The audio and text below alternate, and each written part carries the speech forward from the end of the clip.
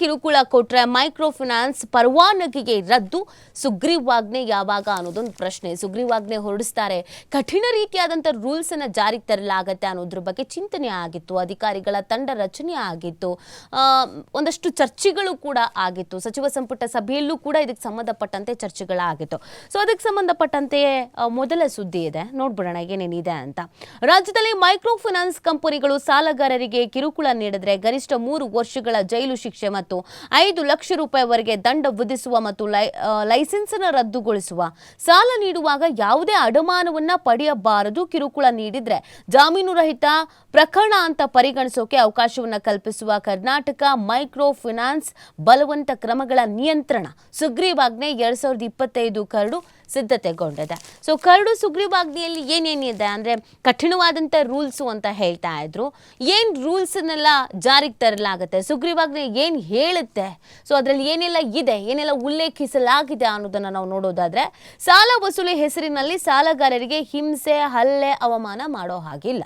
ಪದೇ ಪದೇ ಹೋಗೋದು, ಕಿರಿಕಿರಿ ಮಾಡೋದು, ಹಿಂಸೆ ಮಾಡೋದು, ಕಟ್ಟಕ್ಕಾಗಲ್ವಾ ನಿಮ್ಮ ಯೋಗ್ಯತೆಗೆ ಅಂತ ಈ ಥರದ್ದೆಲ್ಲ ಪದ ಬಳಕೆ ಮಾಡೋದು, ಅವರ ಸ್ನೇಹಿತರಿಗೆ ಮತ್ತು ಅವರ ಕುಟುಂಬಸ್ಥರಿಗೆ, ಅಕ್ಕಪಕ್ಕದ ಮನೆಯವರಿಗೆಲ್ಲ ಫೋನ್ ಮಾಡಿ ನಿಮ್ಮವ್ರು ಸಾಲ ತಗೊಂಡಿದ್ದಾರೆ ವಾಪಸ್ ಕೊಡಕ್ಕೆ ಹೇಳಿ ಅಂತ ಹಿಂಸಿಸೋದು, ಅವಮಾನ ಮಾಡೋದು, ನೋಟಿಸನ್ನು ಬಾಗಿಲಿಗೆ ಅಂಟಿಸೋಗೋದು, ಈ ಥರದ್ದು ಯಾವುದೂ ಮಾಡೋ ಹಂಗಿಲ್ಲ. ಸಾಲ ತಗೊಂಡಿದ್ದೀರಾ ವಾಪಸ್ ಕೊಡಿ, ಇಷ್ಟೇ ಕೇಳಬೇಕು. ಅದಕ್ಕಿಂತ ಜಾಸ್ತಿ ಏನಾದರೂ ಆಯಿತು ಅಂತಂದರೆ ಅದು ಹಿಂಸೆ ಆಗುತ್ತೆ, ಕಿರಿಕಿರಿ ಆಗುತ್ತೆ, ಅವಮಾನ ಆಗುತ್ತೆ, ಕೇಸ್ ಬೀಳುತ್ತೆ.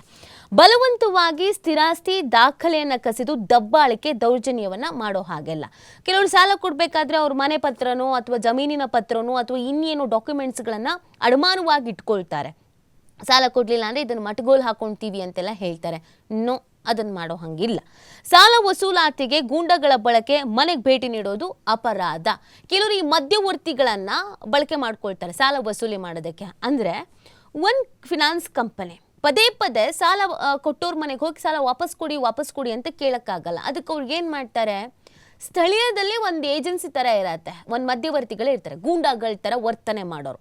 ಅವ್ರಿಗೆ ಹೇಳೋದು, ನೀವು ಹೋಗ್ಬಿಟ್ಟು ಆ ಸಾಲವನ್ನು ವಸೂಲಿ ಮಾಡ್ಕೊಂಡು ಬಂದರೆ ನಿಮಗೆ ಅದರಲ್ಲಿ ಇಷ್ಟು ಪರ್ಸೆಂಟ್, 2%, 3%, 5%, ಇಷ್ಟು ಪರ್ಸೆಂಟ್ ನಿಮಗೆ ಕೊಡ್ತೀವಿ ಅಂತ. ಇವ್ರದ್ದು ಅದೇ ಕೆಲಸ, ವಸೂಲಿ ಮಾಡೋದೇ ಕೆಲಸ. ಏನು ಮಾಡ್ತಾರೆ ಹೇಳಿ, ನಮಗೆ ಇದರಲ್ಲಿ 2% ಬರುತ್ತೆ ಅಂತ ಬಿದ್ದು ಬಿಟ್ಬಿಡ್ತಾರೆ. ಕೆಲವರು ಮನೆ ಒಳಗೆ ಡೈರೆಕ್ಟಾಗಿ ನುಗ್ಬಿಡ್ತಾರೆ. ಮಹಿಳೆಯರಿದ್ದಾರೆ, ಹೆಣ್ಮಕ್ಳು ಇದ್ದಾರೆ, ವಯಸ್ಸಾದವರಿದ್ದಾರೆ, ವಿಶೇಷಚೇತನರಿದ್ದಾರೆ, ಬಾಣಂತಿಯರಿದ್ದಾರೆ. ನೋ, ಅದ್ಯಾವುದನ್ನು ಯೋಚನೆ ಮಾಡಲ್ಲ. ಸೊ ಆ ಥರ ಗೂಂಡಗಳ ಬಳಕೆಯನ್ನು ಮಾಡೋ ಹಾಗಿಲ್ಲ, ಎಲ್ಲ ಅಫಿಷಿಯಲ್ ಆಗಿರಬೇಕು. ಇನ್ನೊಂದು, ಸಾಲಗಾರರ ದೈನಂದಿನ ಕೆಲಸಗಳಿಗೆ ತೊಂದರೆಯನ್ನು ಉಂಟು ಮಾಡಿದ್ರೆ ಲೈಸೆನ್ಸ್ ರದ್ದು. ಬೆಳಗ್ಗೆ ಜಮೀನಿಗೆ ಹೋಗೋರು ಇರ್ತಾರೆ, ಬೆಳಗ್ಗೆ ಕೆಲಸಕ್ಕೆ ಹೋಗೋರು ಇರ್ತಾರೆ, ಕೆಲಸದಲ್ಲಿ ಭಾಗಿಯಾಗೋರು ಇರ್ತಾರೆ, ಕೆಲಸದ ಹತ್ರನೇ ಹೋಗೋದು, ಅಲ್ಲಿ ಕಿರಿಕಿರಿ ಮಾಡೋದು, ಕೆಲಸಕ್ಕೆ ಹೋಗ್ದಿದ್ದಂಗೆ ಮಾಡೋದು, ಅದ್ಯಾವುದೂ ಮಾಡೋ ಹಾಗಿಲ್ಲ.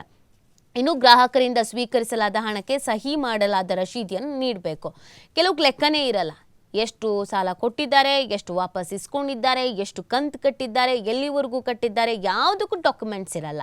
ಆದರೆ ಇನ್ನು ಮುಂದೆ ಎಲ್ಲದಕ್ಕೂ ರಶೀದಿ ಇರಬೇಕು. 3 ಲಕ್ಷ ತಗೊಂಡಿದ್ರು, ಇಷ್ಟು ಕಟ್ಟಿದ್ದಾರೆ, ಫಸ್ಟ್ ಕಂತಲ್ಲಿ 20,000 ಕಟ್ಟಿದ್ದಾರೆ, ಎರಡನೇ ಕಂತಲ್ಲಿ 30,000 ಕಟ್ಟಿದ್ದಾರೆ, 5,000 ಕೊಟ್ಟಿದ್ದಾರೆ, ಪ್ರತಿ ಒಂದಕ್ಕೂ ರಶೀದಿ ಅನ್ನೋದು ಇರಲೇಬೇಕು.